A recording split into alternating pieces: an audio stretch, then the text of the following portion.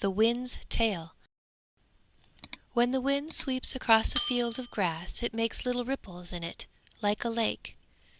In a field of corn it makes great waves like the sea itself. This is the wind's frolic. Then listen to the stories it tells. It sings them aloud, one kind of song among the trees of the forest, and a very different one when it is pent up within walls with all their cracks and crannies. Do you see how the wind chases the white fleecy clouds as if they were a flock of sheep? Do you hear the wind down there howling in the open doorway like a watchman winding his horn? Then, too, how he whistles in the chimneys, making the fire crackle and sparkle. How cosy it is to sit in the warm glow of the fire listening to the tales it has to tell. Let the wind tell its own story. It can tell you more adventures than all of us put together. Listen now. Phew, phew, far away. That was the refrain of his song. Close to the great belt stands an old mansion with thick red walls, says the wind. I know every stone of it. I knew them before when they formed part of Marstig's castle on the Ness. It had to come down. The stones were used again, and made a new wall of a new castle in another place, Borreby Hall, as it now stands. I have watched the high-born men and women of all the various races who have lived there, and now I am going to tell you about Waldemar Daa and his daughters. He held his head very high, for he came of a royal stock. He knew more than the mere chasing of a stag or the emptying of a flagon. He knew how to manage his affairs, he said himself. His lady wife walked proudly across the brightly polished floors in her gold brocaded kirtle. The tapestries in the rooms were gorgeous, and the furniture of costly carved woods. She had brought much gold and silver plate into the house with her, and the cellars were full of German ale, when there was anything there at all. Fiery black horses neighed in the stables. Borreby Hall was a very rich place, when wealth came there. Then there were the children, 3 dainty maidens, Ida, Johanna, and Anna Dorothea. I remember their names well. They were rich and aristocratic people, and they were born and bred in wealth. Whew, whew, far away, roared the wind. Then he went on with his story. I did not see here, as in other old noble castles, the high-born lady sitting among her maidens in the great hall turning the spinning wheel. No, she played upon the ringing lute, and sang to its tones. Her songs were not always the old Danish ditties, however, but songs in foreign tongues. All was life and hospitality. Noble guests came from far and wide. There were sounds of music and the clanging of flagons, so loud that I could not drown them, said the wind. Here were arrogance and ostentation enough, and to spare. Plenty of lords, but the lords had no place there. Then came the evening of May Day, said the wind.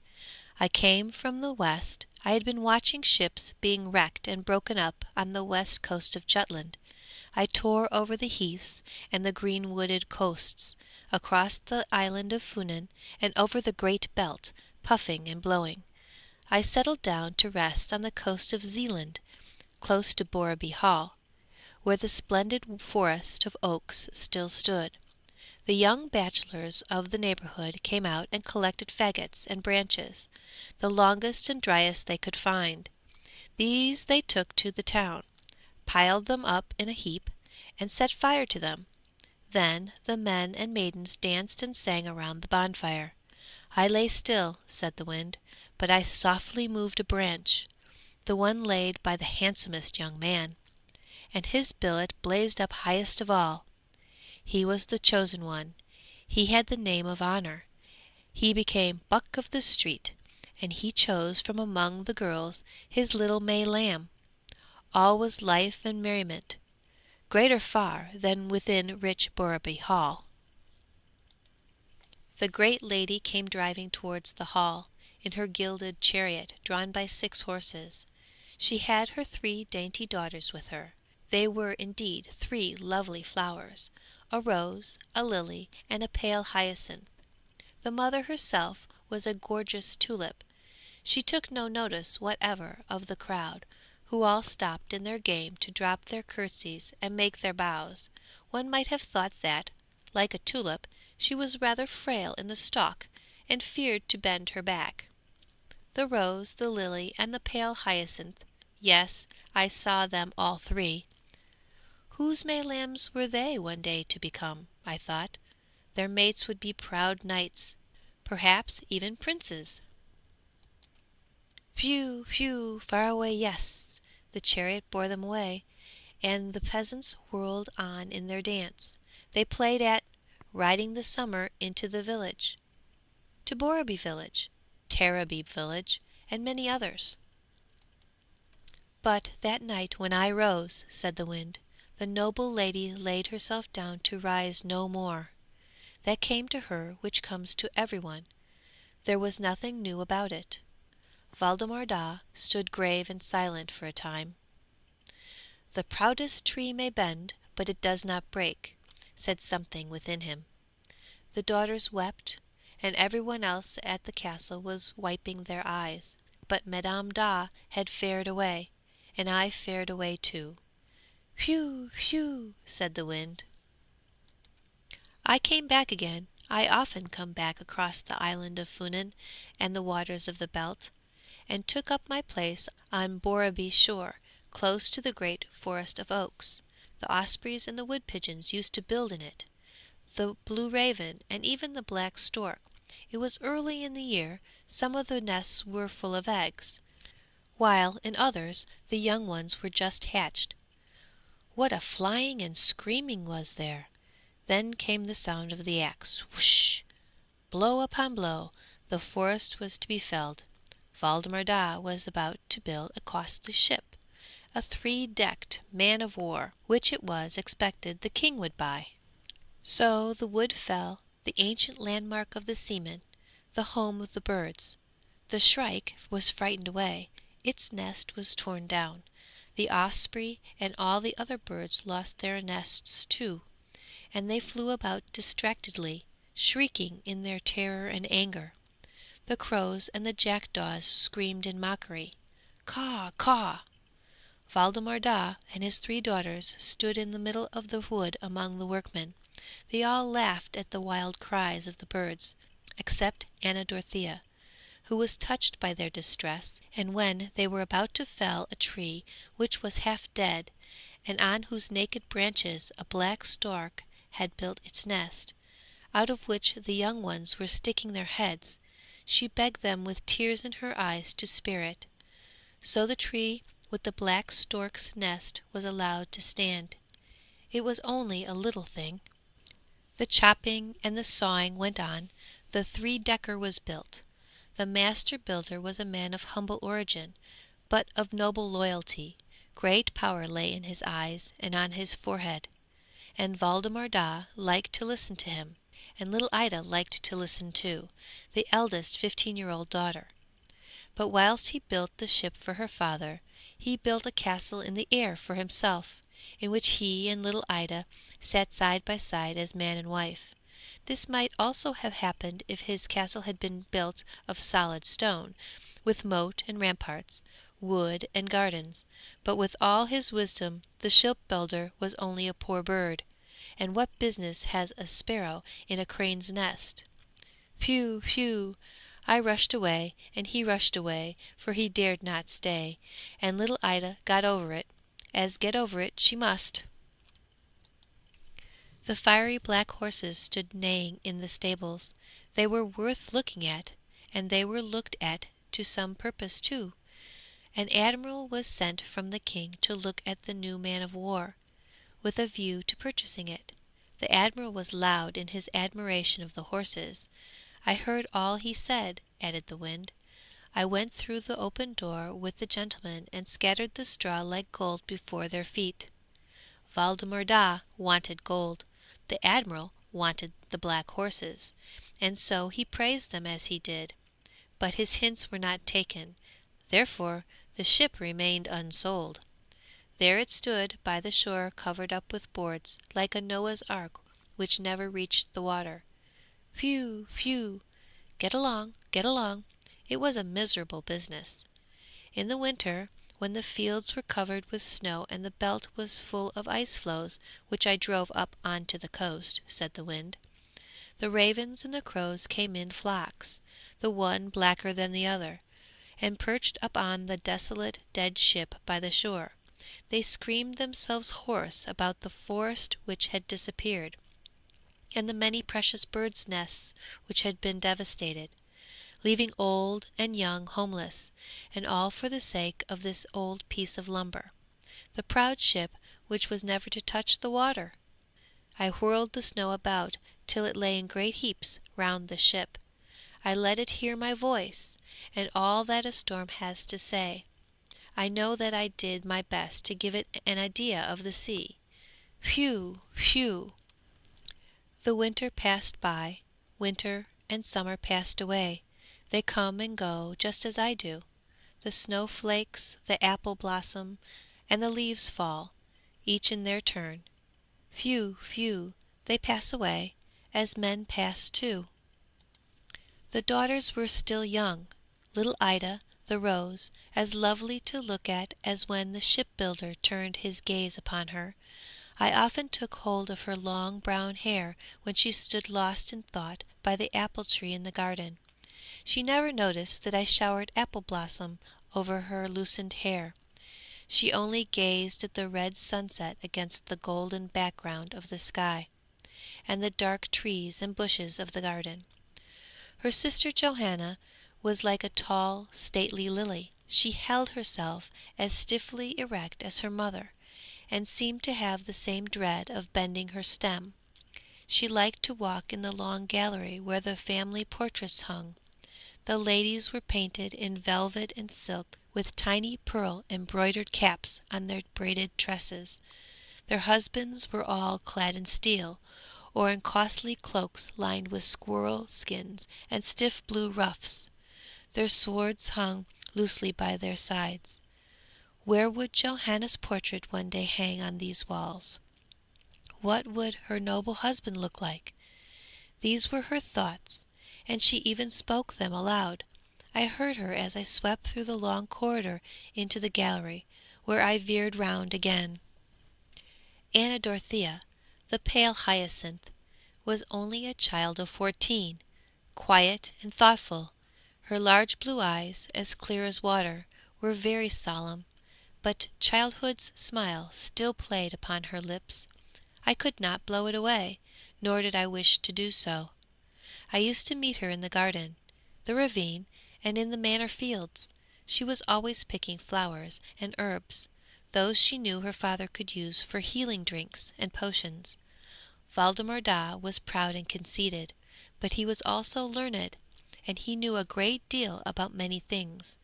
One could see that, and many whispers went about as to his learning. The fire blazed in his stove even in summer, and his chamber door was locked. This went on for days and nights, but he did not talk much about it. One must deal silently with the forces of nature. He would soon discover the best of everything, the red, red gold. This was why his chimney flamed and smoked and sparkled. Yes, I was there too, said the wind. Away with you, away, I sang in the back of the chimney. Smoke, smoke, embers and ashes, that is all it will come to. You will burn yourself up in it. Phew, phew, away with it! But Waldemar Daa could not let it go. The fiery steeds in the stable, where were they? The old gold and silver plate in the cupboard and chest, where was that? The cattle, the land, the castle itself, yes, they could all be melted down in the crucible, but yet no gold would come. Barn and larder got emptier and emptier, fewer servants, more mice. One pane of glass got broken and another followed it. There was no need for me to go in by the doors, said the wind. A smoking chimney means a cooking meal, but the only chimney which smoked here swallowed up all the meals. all for the sake of the red gold. I blew through the castle gate like a watchman blowing his horn, but there was no watchman, said the wind. I twisted round the weather cock on the tower, and it creaked as if the watchman up there was snoring, only there was no watchman. Rats and mice were the only inhabitants. Poverty laid the table, poverty lurked in the wardrobe and the larder. The doors fell off their hinges, cracks and crannies appeared everywhere. I went in and out, said the wind, so I know all about it. The hair and the beard of Waldemar Daa grew grey. In the sorrow of his sleepless nights, amid smoke and ashes, his skin grew grimy and yellow, and his eyes greedy for gold, the long expected gold. I whistled through the broken panes and fissures. I blew into the daughters' chests, where their clothes lay faded and threadbare. They had to last forever. A song like this had never been sung over the cradles of these children. A lordly life became a woeful life.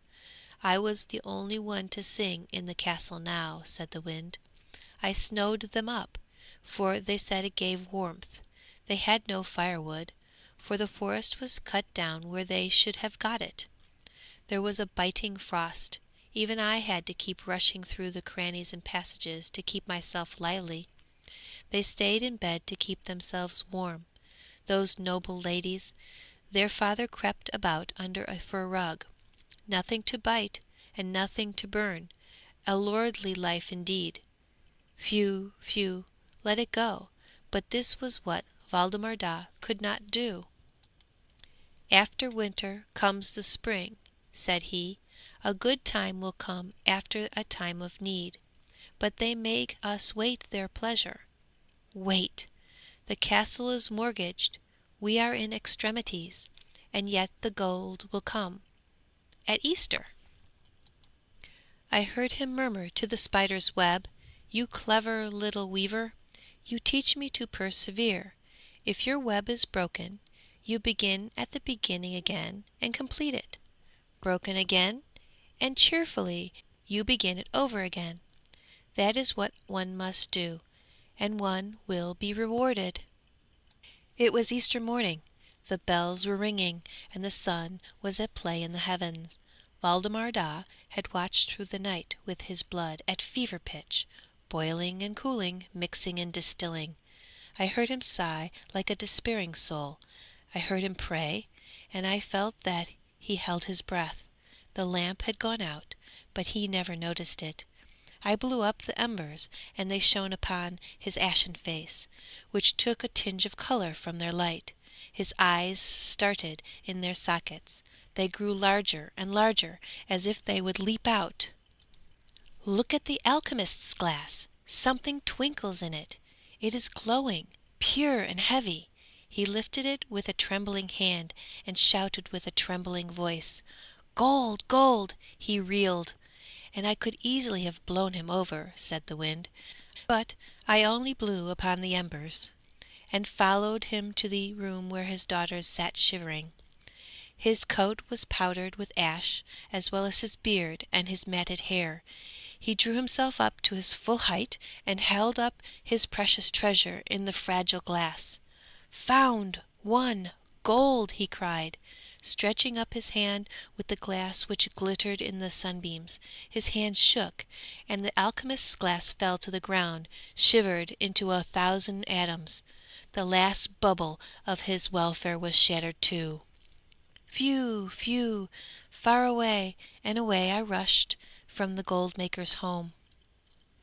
Late in the year, when the days were short and dark up here, and the fog envelops the red berries and bare branches with its cold moisture, I came along in a lively mood, clearing the sky and snapping off the dead boughs.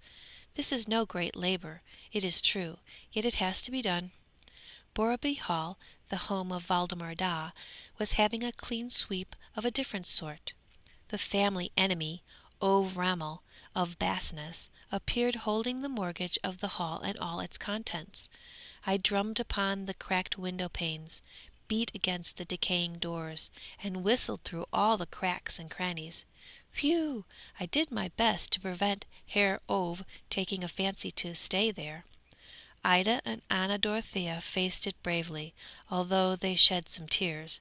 Johanna stood pale and erect, and bit her finger till it bled. Much that would help her. Ove Rommel offered to let them stay on at the castle for Waldemar Daa's lifetime, but he got no thanks for his offer. I was listening. I saw the ruined gentleman stiffen his neck and hold his head higher than ever. I beat against the walls and the old linden trees with such force that the thickest branch broke, although it was not a bit rotten. It fell across the gate like a broom, as if someone was about to sweep. And a sweeping there was indeed to be. I quite expected it. It was a grievous day, and a hard time for them. But their wills were as stubborn as their necks were stiff. They had not a possession in the world but the clothes on their backs. Yes, one thing, an alchemist's glass which had been bought and filled with the fragments scraped up from the floor. The treasure which promised much and fulfilled nothing. Waldemar Daa hid it in his bosom, took his staff in his hand, and, with his 3 daughters, the once wealthy gentleman walked out of Borreby Hall for the last time. I blew a cold blast upon his burning cheeks. I fluttered his grey beard and his long white hair. I sang such a tune as only I could sing. Phew, phew, away with them, away with them. This was the end of all their grandeur. Ida and Anna Dorothea walked one on each side of him. Johanna turned round in the gateway, but what was the good of that? Nothing could make their luck turn. She looked at the red stones of what had once been Marsk Stig's castle. Was she thinking of his daughters?